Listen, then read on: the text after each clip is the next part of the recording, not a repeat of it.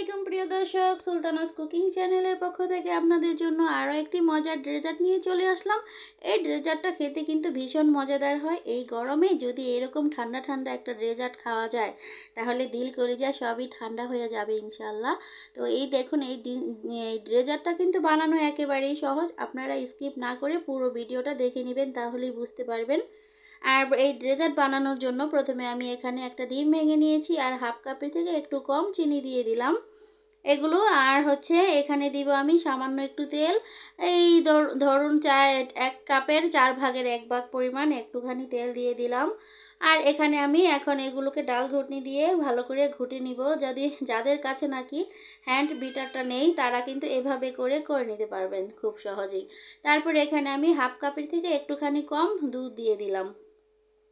এইগুলো সব কিছু একসাথে দিয়ে ভালো করে মিক্স করে নিতে হবে। এই যে দেখুন ডাল ঘুটনি দিয়ে, এই ডাল ঘুটনি দিয়ে সব কিছু মিক্স করে নিলাম। আর এই যে ভ্যানিলা সুগার এখানে আছে 8 গ্রাম, এই ভ্যানিলা সুগারটা দিয়ে দিলাম শুধুমাত্র সুন্দর একটা ফ্লেভারের জন্য। আর এখানে আমি 1 কাপ ময়দা নিয়েছি, এটাকে এখন একটু চেলে দিচ্ছি যাতে করে দলা দলা ভাবটা না থেকে যায়। আর এখানে আমি এখন দিয়ে দিব 1 চা চামচ বেকিং পাউডার। 1 চা চামচ বেকিং পাউডার সাথে দিয়ে ভালো করে চেলে নিলাম। এখন এগুলোকে জাস্ট একটু মিশিয়ে নিতে হবে সুন্দর করে। মিশিয়ে নেওয়া হয়ে গেছে। এই পর্যায়ে আমি একটু লবণ দিয়ে দিলাম, সামান্য একটু লবণ দিলে খেতে ভালো লাগবে, সেজন্য এটাকে এভাবে দিয়ে দিলাম। তো এখন এটা দেখুন, এই যে কনসিস্টেন্সিটা এরকম হবে, খুব বেশি পাতলাও হবে না আর ঘনও হবে না, এরকম হবে। তো এখন আমি এই যে ওভেনের মধ্যে এটাকে বেক করব। তো এখান থেকে আমি অর্ধেকটা এই ট্রের মধ্যে দিয়ে দিব। তো দেখতে পাচ্ছেন এই যে কতটা পাতলা হয়েছে, ঠিক এই রকম পাতলা করেই গোলাতে হবে এই জিনিসটাকে। তারপরে ট্রের মধ্যে পাতলা করে দিয়ে দিতে হবে। এটা আর কি খুব বেশি ভারী করে দেওয়ার দরকার নেই, এটা তো ফুলে ডাবল হয়ে যাবে, সেই জন্য। এখন আমি এই যে ওভেনে দিয়ে দিয়েছি, আমাদের এই ওভেনে 170 ডিগ্রি তাপমাত্রায় দিয়ে দিয়েছি 15 মিনিটের জন্য। 15 মিনিট পরে এই তো দেখুন আমাদের কেকটা হয়ে গেছে।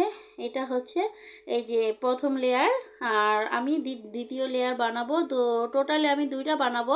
তো এখন এই যে একটা বানিয়ে এটা গরম আছে এখনও, তো তারপরও আমার এটাকে তুলে নিতে হচ্ছে কারণ আমি আরও একটা বানাবো। তো চারোদিক থেকে ছাড়িয়ে নিলাম চাকুটা দিয়ে। তারপরে এখন আমি এই যে এই পেপারটা দিয়েছিলাম সেটা তুলে নিলাম। এই যে দেখতে পাচ্ছেন কত সহজে হয়ে গেল। তো এই পেপারটা দিয়েই আমি দ্বিতীয়টাও বানাবো, আরেকটা পেপার দেওয়ার দরকার নেই, এটা দিয়েই হয়ে যাবে। তো যাই হোক, আমি এখন এটাকে আবার বিছিয়ে রেডি করে নিলাম। দেখুন বাকি অংশটুকু যে ছিল সেইটুকু এখানে দিয়ে আমি আবারও ওভেনে দিয়ে দিব, এটা হতে থাক। এখন আমি চলে যাব বাকি প্রসেসে। এখন আমরা যে ক্রিমটা বানাবো মিল্ক দিয়ে, এই ক্রিমটা বানানোর জন্য আমি এখানে হাফ লিটার ঘন দুধ নিয়েছি, কনডেন্স মিল্ক। তো এটা আর কি এখানে ঘন করা দুধ পাওয়া যায়। তো 1 লিটার দুধকে ঘন করে আপনারা হাফ লিটার করে নেবেন। আর এখানে আমি কিছুটা কনডেন্স মিল্ক দিয়ে দিলাম। এটাকে দিয়ে তারপরে এখানে আমি 2 চা চামচ কর্নফ্লাওয়ার নিয়েছি।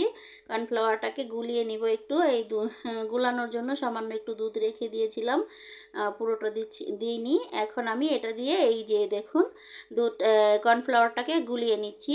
আর দুধটা এখন বলক চলে এসেছে, বলক চলে আসার পরে এখন আমি এই যে গোলানো যে কর্নফ্লাওয়ারটা এটা এখানে দিয়ে দিব।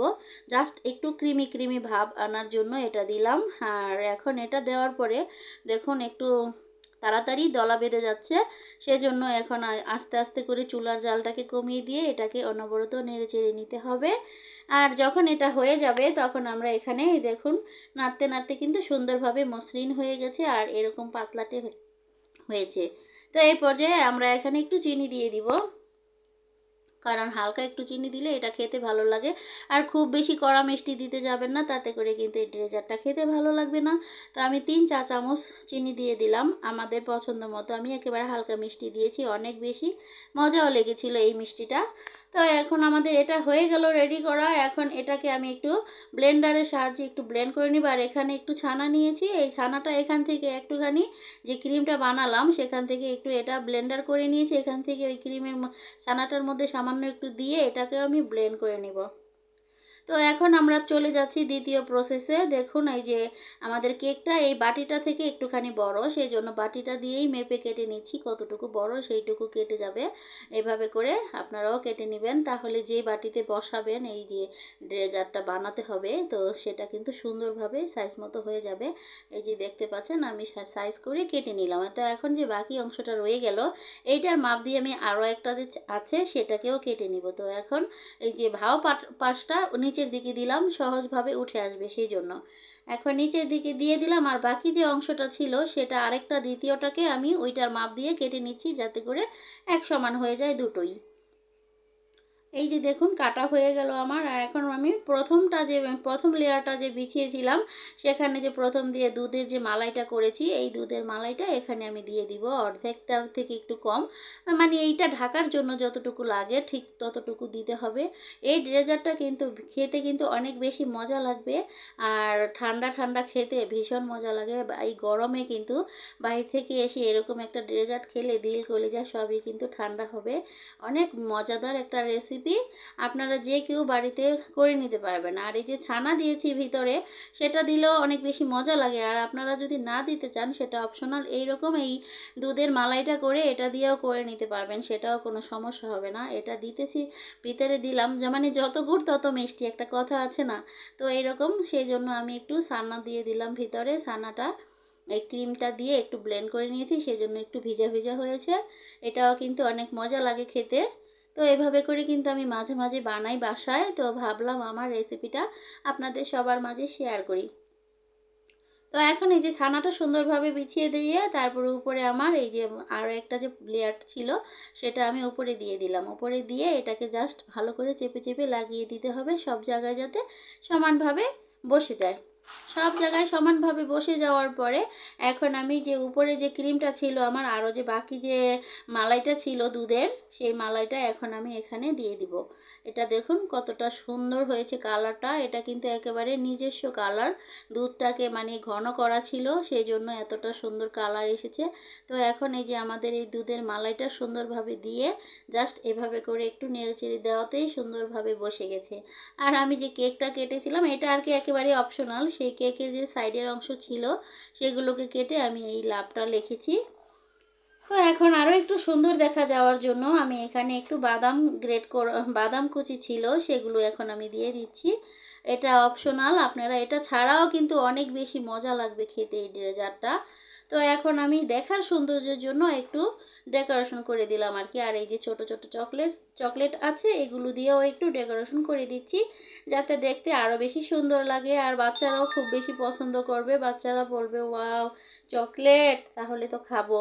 চকলেট তো আবার আমার বাচ্চাদের অনেক ফেভারিট, সব বাচ্চারাই চকলেট অনেক বেশি পছন্দ করে, তাই না? তো এই যে দেখুন সুন্দর করে আমার ডেকোরেশন করা হয়ে গিয়েছে। এখন আমি এটাকে ফ্রিজে রেখে দিয়েছিলাম ১ ঘন্টার জন্য। ১ ঘন্টা পরে আবার ফিরে আসলাম, আপনাদেরকে একটু কেটে দেখাবো। তো কেমন হয়েছে ভিতরটা সেটা আপনাদেরকে একটু দেখানো দরকার, সেজন্য তো আমি এই যে আস্তে আস্তে করে কেটে নিচ্ছি। আর কি লেখাটা যাতে নষ্ট না হয়ে যায়, তো লেখা তো নষ্ট হবেই, কারণ এরকম তো আর রাখতে পারবো না, কাটতেই হবে। তো যাই হোক আমি এভাবে করে আস্তে আস্তে কেটে নিলাম, আপনারাও আপনাদের পছন্দ মতো কেটে নিতে পারবেন। আর আমার রেসিপি যদি ভালো লাগে প্লিজ আমার চ্যানেলটাকে সাবস্ক্রাইব করে রাখবেন, এবং আমার নতুন নতুন ভিডিও পেতে আপনারা বেলটাকে বাজিয়ে রাখবেন, তাহলে আলহামদুলিল্লাহ আমার সব ভিডিও আপনারা দেখতে পারবেন। আর আপনারা যারা আমার পাশে আছেন অলরেডি সবাইকে অসংখ্য ধন্যবাদ। আর সব সময় এরকম আমার পাশে থাকবেন, তাহলে আমি সামনের দিকে এগিয়ে যেতে পারবো। আপনারা পাশে না থাকলে তো আর সেটা সম্ভব হবে না কখনোই। আর আমি যে কত কিছু পারি সেগুলো আস্তে আস্তে আমি আপনাদের মাঝে শেয়ার করব। তো দেখুন আমি এই যে পুরোটা আর কি এই ট্রের মধ্যে বের করে নিচ্ছি। প্রথমে এই কাজটা করা উচিত ছিল আমার, যাই হোক বুঝিনি প্রথমে, তো এখানে নিয়ে নিলে বেশি ভালো হতো। এখন আমি বাকিটা এখানে নিয়ে সুন্দরভাবে কেটে দেখাচ্ছি।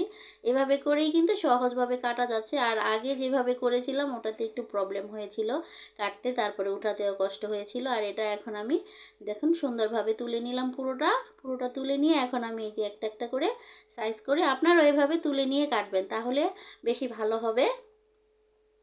এই তো দেখুন কত সুন্দর করে কেটে নিলাম। এরকম করেই কিন্তু কেটে নিয়ে যাকে খেতে দিবেন তারাও কিন্তু দেখে পছন্দ করবে, বলবে ওয়াও! অনেক সুন্দর হয়েছে। এবং খেতে যে কতটা মজাদার হয়েছে, এই যে দুধের মালাইটা করে যে দিয়েছি, এই মালাইটার জন্য অনেক বেশি মজাদার হয়েছে। আর সেজন্যই ফ্রিজে রেখে ঠান্ডা করে খেলে কিন্তু দিল কলিজা সবই ঠান্ডা হয়ে যায়। অনেক বেশি সুন্দর হয়েছে জিনিসটা। তো আপনাদের কার কার কাছে ভালো লেগেছে? ভালো লাগলে প্লিজ কমেন্ট করে জানাবেন। আর আমার ভিডিও দেখার জন্য আপনাদের সবাইকে অসংখ্য ধন্যবাদ। সবাই অনেক ভালো থাকবেন। আল্লাহ হাফেজ।